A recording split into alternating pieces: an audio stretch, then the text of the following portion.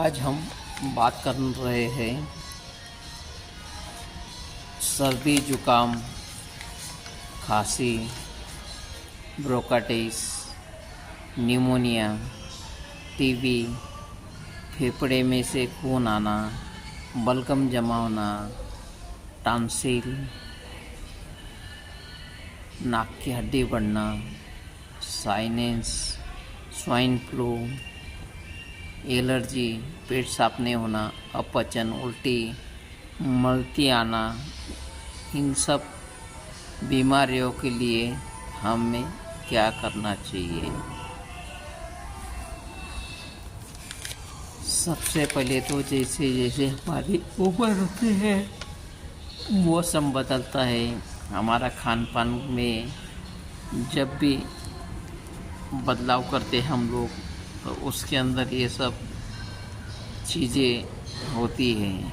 Tonsil होना बार बार, इसका समाधान ये है कि आप ऑपरेशन करके भी बहुत से लोगों को टॉन्सिल हुआ है, तकलीफ़ होती है। इसके लिए हमें क्या नहीं करना चाहिए और क्या करना चाहिए, आज इस विषय के ऊपर हम बात करेंगे।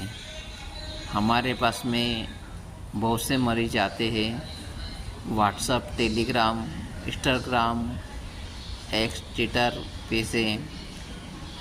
उनका एक ही कहना होता है कि सर हम एलोपैथिक दवाई ले रहे हैं, होम्योपैथिक दवाई ले रहे हैं, आयुर्वेदिक दवाई ले रहे हैं, सब खान पान भी ठीक से कर रहे हैं, लेकिन फिर भी हमें रिजल्ट नहीं मिल रहे हैं।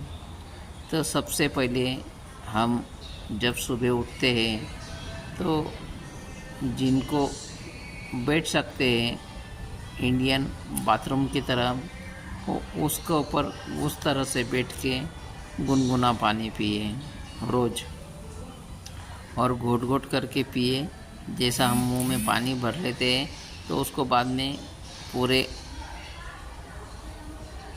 मुंह में इस तरह से घुमाए, फिर नीचे लें, और मुंह में पानी भरने के बाद में उसको मुंह बंद रखें,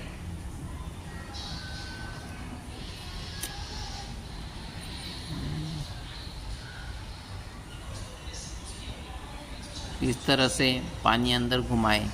उससे क्या होगा, हमारे जो गालों के अंदर की जो नसें हैं उनको भी ताकत मिलेंगी। जो नाक है हमारा वाला, नाक की हड्डी बढ़ती है और उसके बाद में हवा आने में जाने में दिक्कत होती है, उसको भी व्यायाम मिलेगा। ऐसा आप दिन में से 10-15 बार कर सकते हो, या सुबह सुबह जब पानी पीते हो जब कर सकते हो।